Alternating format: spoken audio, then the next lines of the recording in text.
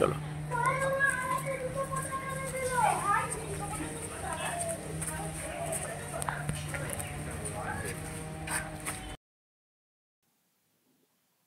দর্শক যাদেরকে দেখছেন তাদের মধ্যে মাঝখানে যিনি আছেন উনি হচ্ছেন আমার শ্বশুর শেখ আফসার আলী। ওনারা আজকে জেল থেকে জামিনে মুক্ত হয়েছেন। গত 17 তারিখে ওনারা আরামবাগ আদালতে স্বেচ্ছায় সারেন্ডার হতে এসেছিলেন। যেহেতু যে মামলা আর কি হয়েছে সেই মামলাতে সব বেলেবেল সেকশন, জামিনযোগ্য সেকশন ছিল, তো ফলে আদালতে সারেন্ডার হলে বেল হয়ে যায়, তো সেই জন্যে ওনারা ডিরেক্টলি চলে এসেছিলেন আরামবাগ আদালতে। কিন্তু দুর্ভাগ্যের ওনারা সেই দিন বেল পাননি, ওনাদেরকে জেল হেফাজতে দিয়ে দেওয়া হয়েছিল। তো সেই থেকেই ওনারা জেলে ছিলেন। কালকে চুঁচুড়া জেলা কোর্ট যেটা রয়েছে হুগলির, সেখানে বেল হয়ে যায়। তারপরে আজকে সেই অর্ডার চলে আসে আরামবাগ কোর্টে। তারপর আজকে যা যা আছে আর কি প্রসেস সেগুলো করে আজকে সানডে হলেও আজকের মধ্যেই বেলটা হয়ে গেছে, জামিনে মুক্ত ব্যাপারটা হয়ে গেছে। ফলে এটা একটা স্বস্তি, কারণ আগামীকাল যেহেতু ঈদ রয়েছে, পরিবারের লোক জেলবন্দি, ফলে একটা খারাপ তো থাকেই। এবং আমি তো তারপর থেকে ব্যস্তও ছিলাম, কারণ পরিবারের একজন শ্বশুর জেলবন্দি, ফলে গোটা পরিবারে একটা অশান্তি। ঈদ আসছে, ফলে একটা কষ্টও ছিল। তো যাই হোক, ঈদের ঠিক আগের দিনে আজকে সানডে হলেও আমরা যে বের করতে পেরেছি জামিনে মুক্ত করিয়ে, এটা বলতে পারি যে আজকে একটা বড় জয়, বড় স্বস্তি যে আমরা পরিবারের মুখে হাসিটা ফোটাতে পেরেছি। তো সেই জন্য আপনাদের কাছেও আজকে এটা শেয়ার করলাম, আর সেই সঙ্গে আরো কিছু কথা বলতে চাই। প্রিয় দর্শক, আমি শফিকুল ইসলাম এবং আপনারা দেখছেন আরামবাগ টিভি। নিশ্চয়ই আপনাদের মনে একটা প্রশ্ন থাকবে যে কি করেছিলেন আপনার শ্বশুর, তাদেরকে জেলে যেতে হয়েছে। যেটা হয়েছে দর্শক, সেটা হচ্ছে যে আমার শ্বশুরদের যে পাড়া, যে গ্রাম রয়েছে, সেখানে একটা পুকুরে মাছের চাষ হয়। তো মাছের চাষে ওই মাছের খাবার দেওয়া হয় না, সেই খাবার দেওয়াকে ঘিরে গন্ডগোল। পুকুরে সবারই ভাগ রয়েছে, কিন্তু যাদের বেশি ভাগ তারা একটু বেশি আর কি দাবি করার চেষ্টা করেন সব দিক দিয়ে। এবং যে মাছ চাষ করা হচ্ছে সেখানে মাছের খাবার দেওয়ার ব্যাপারেও তারা তাদের মর্জি মতো যা খুশি করার চেষ্টা করেন। যদিও মাছ চাষটা কিন্তু অন্য লোক করেন, কিন্তু তারা তাদের মতো করে বেশি একটু আর কি জমি জায়গা আছে আর কি ওনাদের ওখানে। তো সেই পুকুরে ওই মাছের খাবার দেওয়াকে নিয়ে গন্ডগোল। এই যে পুকুর দেখতে পাচ্ছেন পেছনে, আর এই যে খাবার দেওয়া হচ্ছিল, খাবার অ্যাকচুয়ালি ওই মুরগির মল, মানে দূষিত বিষাক্ত গন্ধ। আর যে রাস্তা দেখতে পাচ্ছেন, রাস্তা এই যে একটা এদিকে রাস্তা আছে না, রাস্তার ঠিক এদিকটাতে হচ্ছে আমার শ্বশুর বাড়ি, আর ওইটা পুকুর। তো ওই পুকুরে ওই সবগুলো দেওয়া হচ্ছে, একেবারে ঘরের গেটের সামনে ফেলে দেওয়া হচ্ছে। তো ওদেরকে মানা করা হয় যে এখান থেকে কেন দিচ্ছেন, পুকুর তো বড়, ওই পার থেকে দিন না। ঠিক আছে, পুকুরে দিন, আমাদেরও তো পুকুরে ভাগ আছে, ঠিক আছে, মাছ চাষির সঙ্গে আপনাদের সম্পর্ক ভালো, আপনাদের টাকা পয়সা বেশি হয়তো পান, কিন্তু ওদিক দিয়ে দিন না, ঘরের সামনে থেকে কেন দিচ্ছেন এসব নোংরা জিনিসগুলোকে। মাছের তো আরো অনেক খাবার আছে, কিন্তু এরা মুরগির মল নিয়ে এসে ঢালেন আর কি। তো সেই জন্য আপত্তি মানা করা। তো সেখান থেকে একটু তর্কাতর্কি, ওই ওনাদেরও অহংকার, আমাদের বেশি ভাগ আছে, এত কথা অহংকার। তো সেটা নিয়ে একটা হয়েছে। তো এটা হতে হতে গন্ডগোল হতে হতে যেটা হয়েছে দর্শক, সেটা হচ্ছে যে ওই যাদের আর কি বলছি, তাদের বাড়িতে মানে কাজ করেন একজন, সেই তার আবার বেশি মানে পাওয়ার আর কি। আমি দর্শক দেখাবো আপনাদেরকে। এই যে ঝগড়াঝাটি হচ্ছে, বিবাদ হচ্ছে। তো এই যে দেখুন, এই যে আসছে একজন লাঠি নিয়ে তেরে, বাঁশ নিয়ে, এই যে বাঁশ নিয়ে তেরে আসছেন, আর দেখবেন ওকে একজন রুখছেন, এই যে বাঁশ নিয়ে তেরে আসছেন। চেষ্টা করেছেন এই ব্যক্তি, এই যে নীল টাইপের জামা, ওই যে যার কথা বলছিলাম, বেশি অহংকার অনেক জায়গা, এই ব্যক্তি ইনার বেশি অহংকার।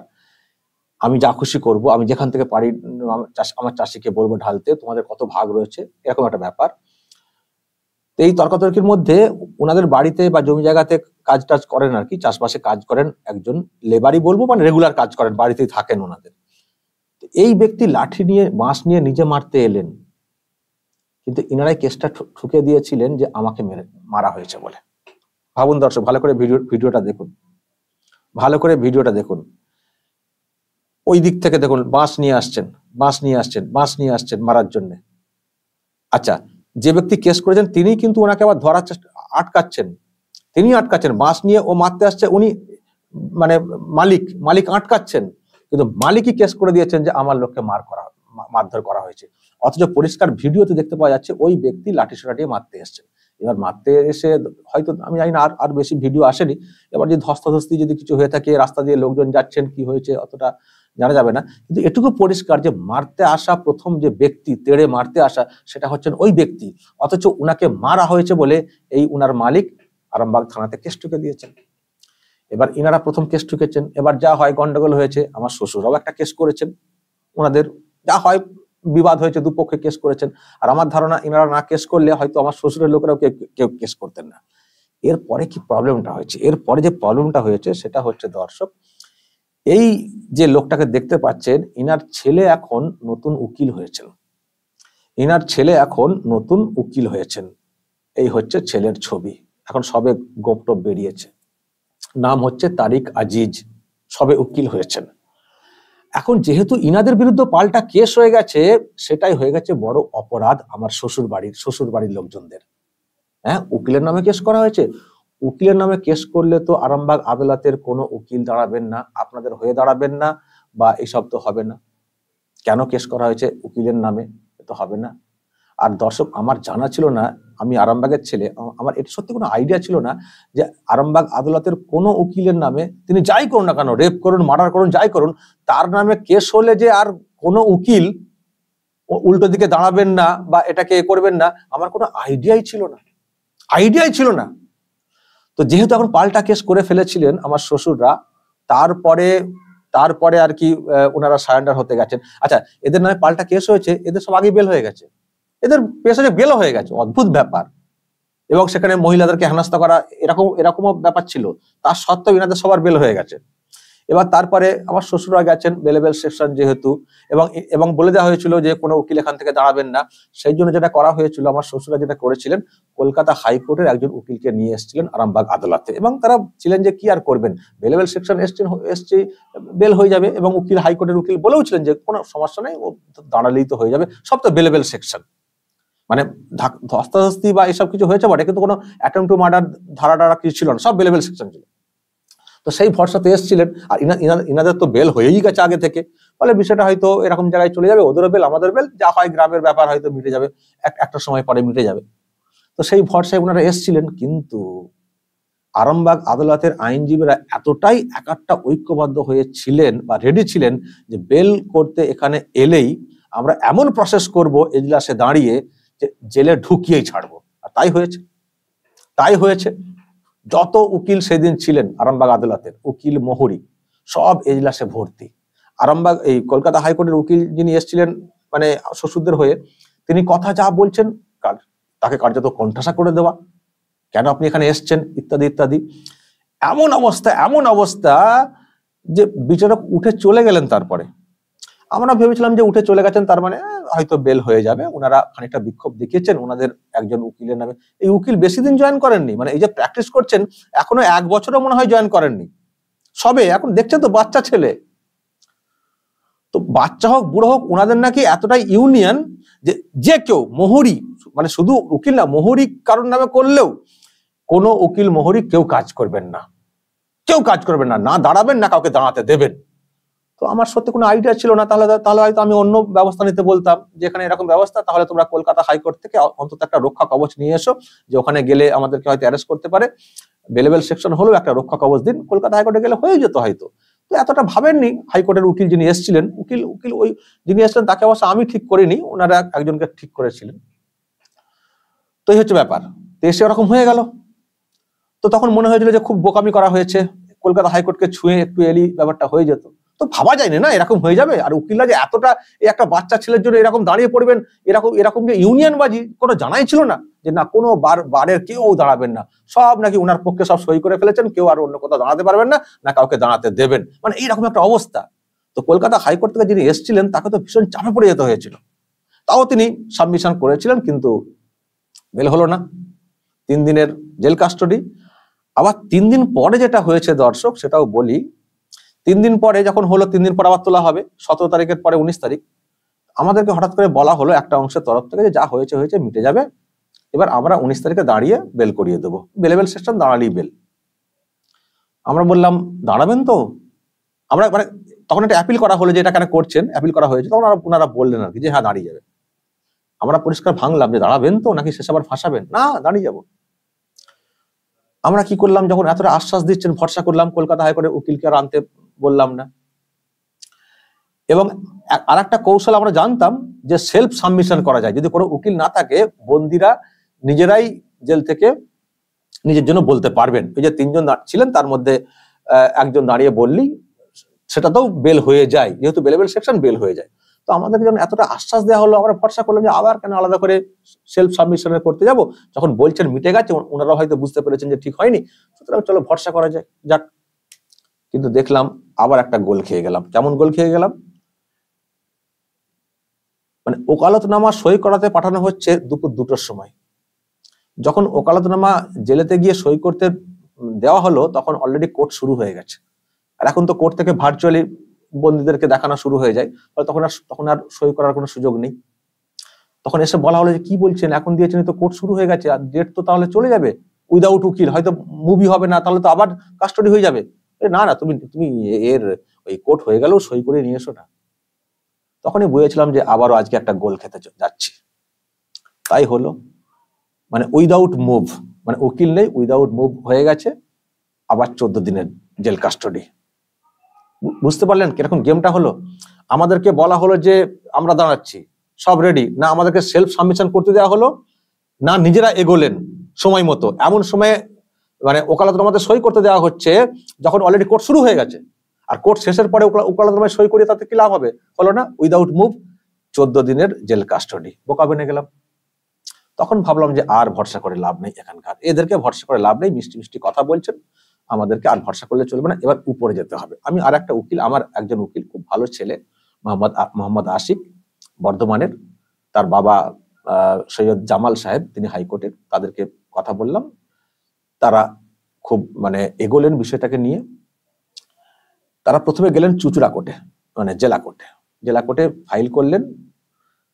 ফাইল করে আমি খুব ভালো বলবো, চুঁচুড়াতে যিনি জাজ ছিলেন তিনি পুরো শুনলেন বিষয়টা, সব তাকে বলা হয়েছে যে এই হয়েছে, উকিলরা দাঁড়াননি, দাঁড়াতে দেননি, সব হয়েছে, তিনি ভালো করে শুনলেন।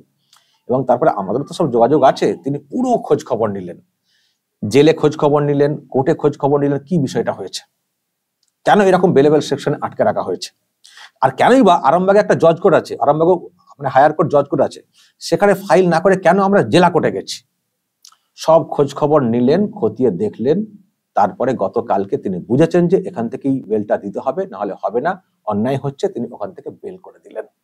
তারপর আইনি প্রসেস করে আজকে রবিবার হলেও, কালকে বেল হয়েছে, আজকে রবিবার সানডে, তার সত্ত্বেও আজকেই কিন্তু সকালেই অর্ডার 10টার মধ্যে ঢুকে গেছে আরামবাগ কোর্টে।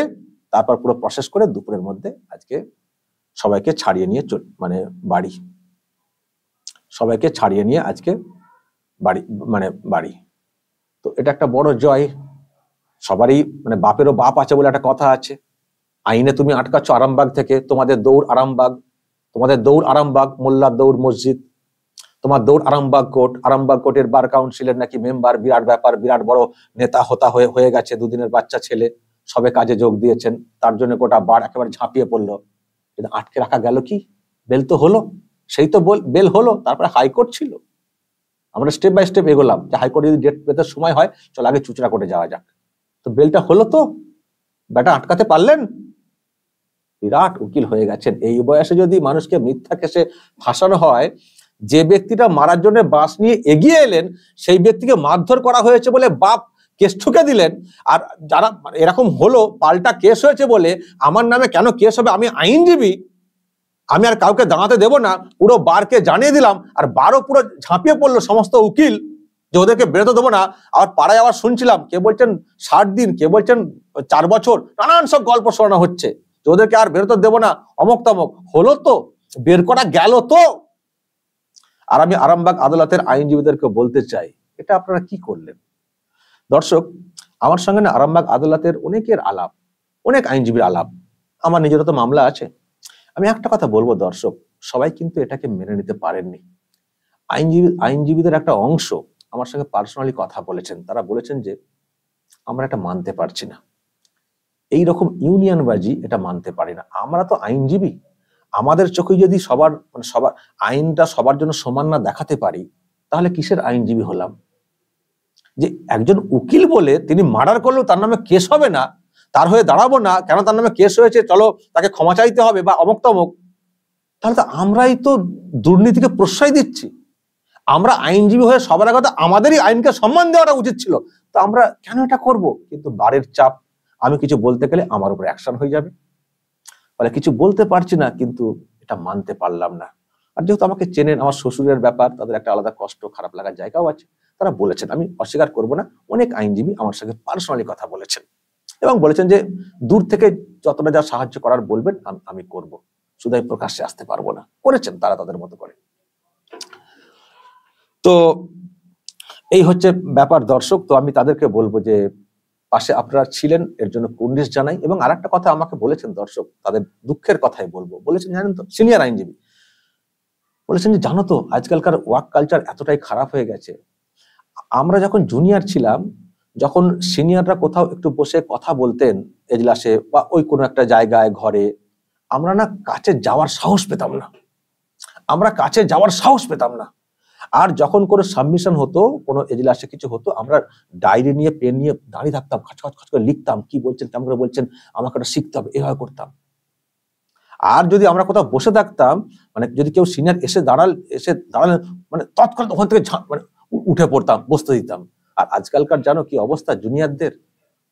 তারা বসে দিব্যি গল্প করছেন, কোনো কেসের ব্যাপারে কোনো ব্যাপারই নেই, কোনো চর্চা নেই। কেউ মোবাইল দেখছেন, কেউ গল্প করছেন। আমরা সিনিয়র, আমরা গিয়ে দাঁড়িয়ে আছি, একবারও তাদের ইচ্ছে হয় না যে না উঠে যাই সিনিয়রকে বসতে দিই। তারা মামলার ব্যাপারে কথাই বলছে না, গল্প করছেন। তারা এই না যে তারা মামলা নিয়ে একটা সিরিয়াস কোনো ব্যাপার, তারা গল্প করছেন। আমরা সিনিয়র, দেখতেই পাচ্ছেন না আমরা দাঁড়িয়ে রয়েছি কেসের জন্য, ওনারা বসে একটা জায়গায় বসে গল্প করছেন, কোনো ভ্রুক্ষেপই নেই। এই তো হচ্ছে ওয়ার্ক কালচার। কি বলবো বলতো? বলেছেন আমাকে যে কি বলবো বলতো, আজকে জুনিয়রদের এমন দাপট হয়ে গেছে না, সবে এসে বিরাট সব উকিল, মানে সুপ্রিম কোর্টের উকিলকে ফেল করে দেবেন, এমন সব তাদের অ্যাটিটিউড। কিছু বলার নেই গো, এমন একটা ওয়ার্ক কালচার চলে এসছে। আমি বললাম হ্যাঁ আমিও জানি, বুঝেছি, কি আর করার আছে। তবে আমি এটাও বলেছি, আমারও কোনো আইডিয়া ছিল না যে এইরকম ইউনিয়ন বাজি আছে বলে, তাহলে আমি কিন্তু এটা অ্যাটলিস্ট আমি এটা মানা করতাম। যদিও আবার বলছি, যিনি এসেছিলেন আমার উকিল, মানে আমি আমার দেখে দেওয়া উকিল না, ওনারাই আগে থেকে উকিলটা দেখেছিলেন পরিবারের লোকেরা, তবু আমি মানা করতাম। আমার কোনো আইডিয়া ছিল না যে এই রকম ইউনিয়ন বাজি কখনো হতে পারে বলে। আচ্ছা দর্শক, এই হচ্ছে ব্যাপার। তো যাই হোক, উকিলরা অনেক বাধা দিয়েছেন, কিন্তু আলটিমেট হয়েছে, আইনের জয় হয়েছে। এটা করা উচিত না, দেখবেন ভবিষ্যতে, কারণ আইনজীবী হলেও কেউ মার্ডার করতেই পারেন, কেউ মানে বধূ নির্যাতন করতেই পারেন, কেউ তো খুনও করতে পারেন। তো তার যেহেতু তিনি আইনজীবী বা কোনো মোহরি, তা বলে তার বিরুদ্ধে কেস হলে আপনারা লড়বেন না, এটা হতে পারে। একবার নিজেদের বিবেককে জিজ্ঞাসা করবেন। আপনারা তো আইনজীবী না, আইন অন্য কেউ না, আপনারা আইনজীবী। একবার নিজের বিবেককে জিজ্ঞাসা করবেন যে এই যে পলিসি আপনারা ঠিক করেছেন, এটা ঠিক না ভুল, একবার বিবেককে জিজ্ঞাসা করবেন। এবার দর্শক ছোট্ট করে বলে দিই, এই যে যাকে দেখছেন এর নাম হচ্ছে তারিক আজিজ। এই সবে কাজ শুরু করেছেন, এখনই ভুয়ো কেস। আসলে দর্শক, যেমন বাপ তেমন বেটা, বা যেমন বেটা তেমন তার বাপ। তো এই যে যাকে দেখাচ্ছিলাম, যে বাপকে দেখাচ্ছিলাম, যার নাম হচ্ছে মুন্সি মুসা, দাঁড়ান আমি ওখানটা ফিক্সড করে দিই, মুন্সি মুসা, ওয়েট, এই যে ওয়েট, এই যে এর নাম হচ্ছে মুন্সি মুসা। শ্বশুরদের পাড়ায় বাড়ি, আর আমার গ্রাম, আমারও বাড়ি খানিকটা দূরে আর কি, এলাকাতে একটু ডিস্টেন্সে, একটা বড় গ্রাম তো, একটু ডিস্টেন্সে। তো এ হচ্ছে মুসা। এই মুসা লোকটা চিটিংবাজ, পাক্কা চিটিংবাজ। এক্ষুনি বলুন কেন এরকম জোরে বলছেন? জোরে বলছি, প্রমাণ আছে আমার হাতে। আমার নামেও মিথ্যা কেসে এই ব্যক্তি সাক্ষী হয়েছিলেন, আমার নামে মিথ্যা কেসে এই ব্যক্তি সাক্ষী হয়েছিলেন, যে কেসে আমি খালাস। তো কি বলবো, আমার হাতে প্রমাণ। এই হচ্ছে চার্জশিটের কপি, সেই কেসে আমি নাকি একজন মহিলাকে বড় নেত্রী বানিয়ে দেওয়ার নাম করে আমার গ্রামের বাড়িতে, মাটির বাড়ি সেখানে, সেখানে আমার অফিস দেখানো হয়েছে, আমি নাকি তাকে ডেকে এনে তাকে রেপ করতে গিয়েছিলাম। সেই কেসে খালাস। আরে মাটির বাড়ি আমার গ্রামের বাড়ি, অফিস করতে আসবে? কত গাঁজাখড়ি মানে গল্প সাজানো হয়েছিল। সেই কেসে উনি সাক্ষী দিয়েছিলেন। আমি আপনাদেরকে দেখাবো সাক্ষীর অংশটা দেখাবো দর্শক। কত বড় চিটিং বাজিল। তো যেমন বাপ তার বেটা তো তেমনই হবে। কি উকিল করবেন জানি না, এর ভরসায় কারা লড়তে যাবেন, কাদের পাশে উনি বসেন সেটাও দর্শক ভাবতে হবে। যারা আরামবাগের উকিল আছেন একটু ভাববেন, এই ছেলেটিকে নিয়ে পাশে বসে আপনারা ওনাকে ওকে ওকালতি শেখাচ্ছেন। এ তো এইরকম ছেলে, আর বাপও তো একজন চিটিংবাজ। আমি আপনাদেরকে দেখাই, যারা বিশ্বাস করছেন না আমি দেখাই আপনাদেরকে। এই হচ্ছে চার্জশিটের ব্যাপার। আর দেখুন দর্শক, দেখছেন লেখা রয়েছে মুন্সি মোহাম্মদ মুসা, বাবার নাম হচ্ছে মোহাম্মদ রফিক। আমাদের এই গ্রামটা বড়, তো একটা অংশে এদের বাড়ি। দেখুন ওর বয়ান যেটা লিখেছিলেন পুলিশের অফিসার, আপনার জিজ্ঞাসায় জানাই যে আমাদের গ্রামের শফিকুল ইসলাম আরামবাগ পৌরবার্তার একজন সাংবাদিক, অ্যাকচুয়ালি আমার একটা পত্রিকা ছিল পৌরবার্তা বলে, সাংবাদিক, যে গত 21/1/2015 তারিখ পুরসরা থানা এলাকার একজন মহিলা, নামটা রয়েছে ভাবনা বেড়া নামে একজন মহিলাকে তার বাড়ি সংলগ্ন অফিসে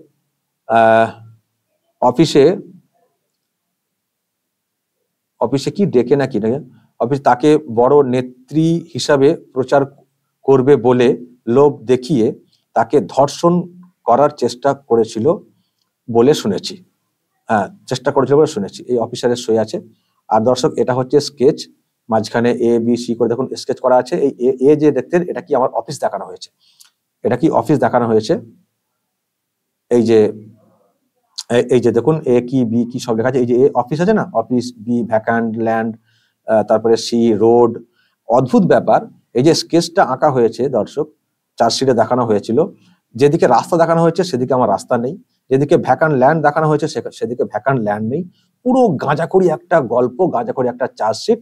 আর সেখানে উনি সাক্ষী হিসেবে নিজেকে জাহির করেছিলেন যে উনি শুনেছেন যে হ্যাঁ, শফিকুল ইসলাম নামের সাংবাদিক একজন নেত্রীকে ওর বাড়ির ঠিকানাতে ডেকে বড় নেত্রী হিসেবে প্রচার করার নাম করে রেপ করতে গিয়েছিল, আমি শুনেছি। অথচ উনি ভালো করে জানেন ওটা আমাদের জাস্ট একটা মাটির বাড়ি। আমি বাড়িটা দেখাতে পারলে ভালো হতো। মাটির বাড়ি, অ্যাডভেস্টাসের ছাউনি, আমাদের বসত বাড়ি, গ্রামের বাড়ি, বসত বাড়ি। ওখানে অফিস কি করে সম্ভব? একটা গ্রামের বাড়ি, মাটির বাড়ি। তো উনি ভালো করে জানেন, খুব ভালো করে জানেন, আমাদের পরিবারকে তো অনেক আগে থেকেই চেনেন না, খুব ভালো করে জানেন। অথচ ওই সাক্ষী দিয়েছিলেন যে আমার বাড়ির সংলগ্ন অফিসে কোনো অফিস নেই, কিছুই নেই, আজও ওখানে অফিস নেই, অফিস করার মতো পজিশনে নেই। উনি সাক্ষী দিলেন আমি নাকি ওই মহিলাকে ডেকে বড় নেত্রী বানিয়ে দেওয়ার নাম করে তাকে রেপ করার চেষ্টা করেছি। সেই কেসে আমি খালাস, প্রমাণ করতে পারেনি। আমার সব থেকে বড় আজকে হাত কামড়াতে ইচ্ছা করে যে এত বড় প্রমাণ, মিথ্যা সাক্ষী যে ব্যক্তি আমার নামে দিলেন, তার নামে আমি মানহানি মামলাটা করিনি। আজকের দিনে হাত কামড়াতে ইচ্ছা করে, আসলে তখন করিনি, গ্রামেরই লোক তো, ক্ষমা করে দিয়েছিলাম, দেখা সাক্ষাৎ হবে, ক্ষমা করে দিয়েছিলাম।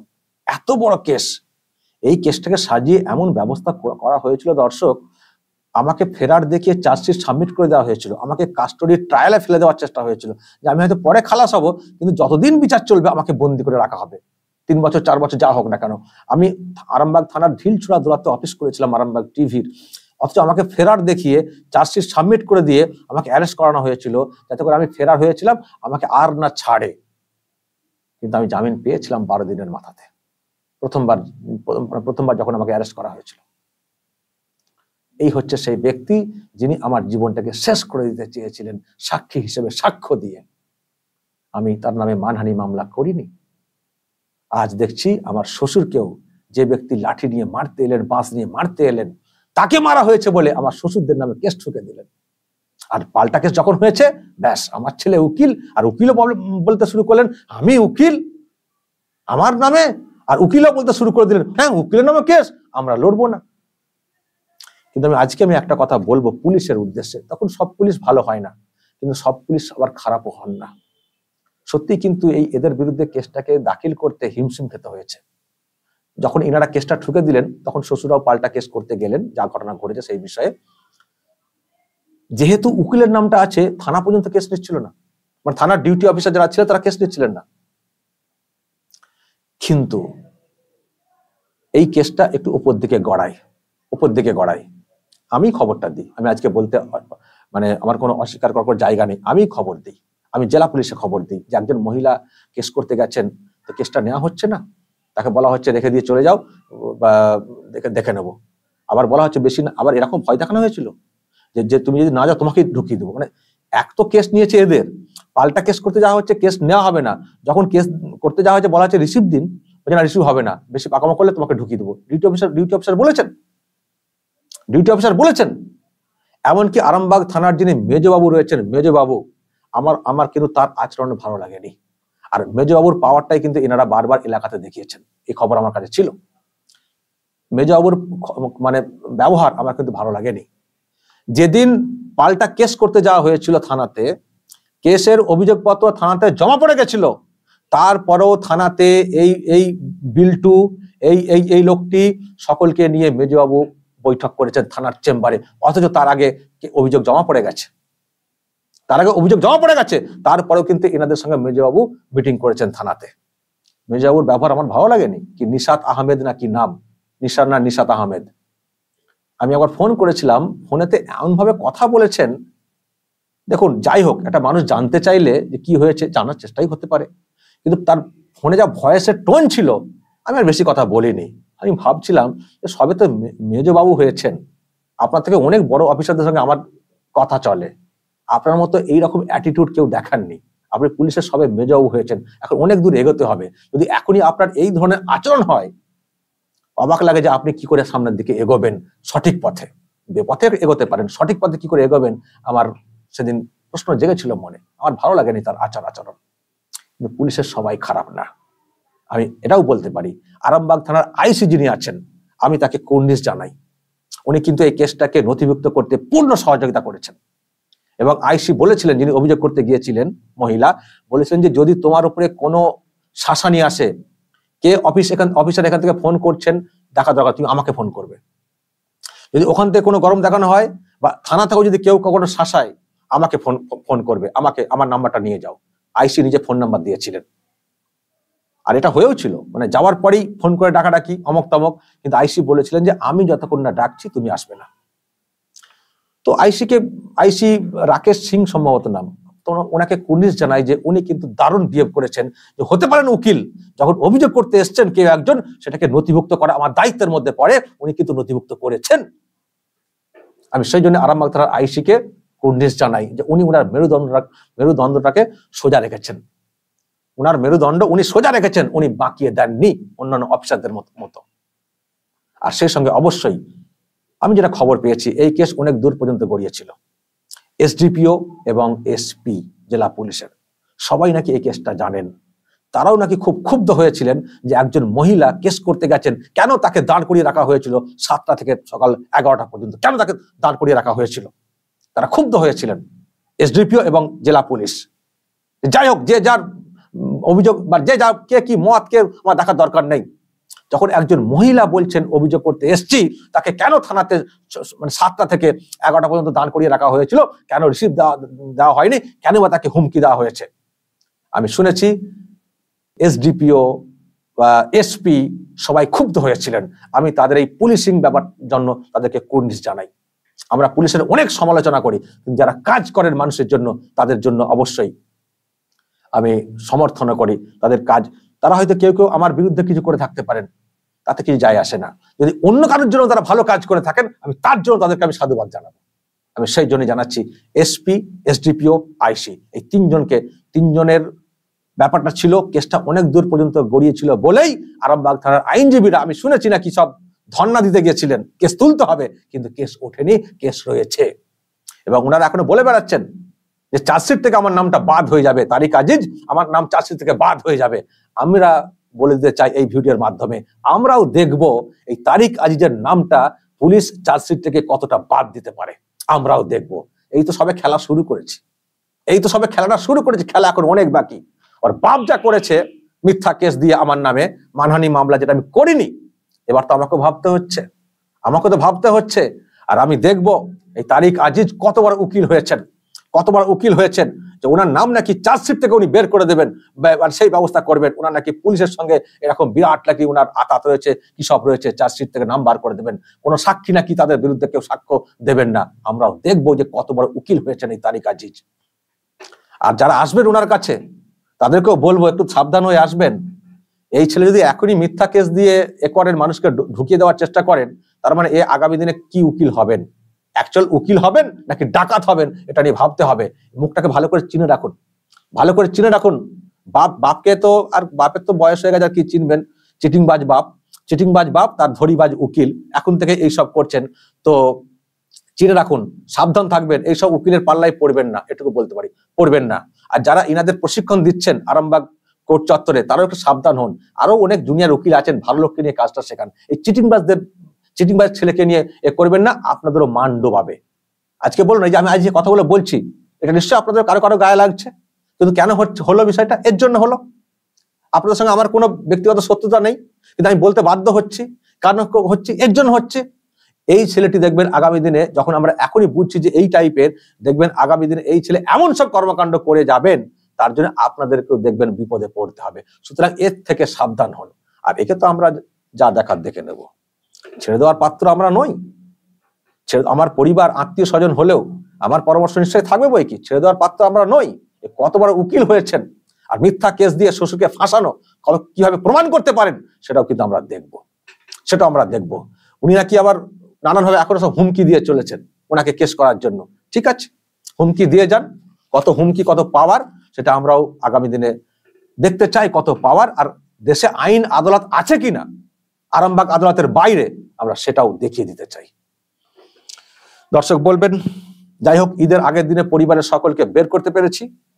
ওনারা যেটা চেয়েছিলেন যে কাউকে বেরোতে দেব না, আমরা নিজেরাই ঈদ করব, নিজেরাই মস্তি করব, কিন্তু না, শ্বশুর সমেত আত্মীয় স্বজন যাদেরকে জেলবন্দি করা হয়েছিল সকলকে বের করে আনতে পেরেছি, এটা আমাদের জয়। দর্শক বলবেন, যদি আপনাদের এই নিয়ে আরো কিছু বলার থাকে অবশ্যই বলবেন, কমেন্ট বক্সে নজর রাখবেন আরামবাগ টিভিতে।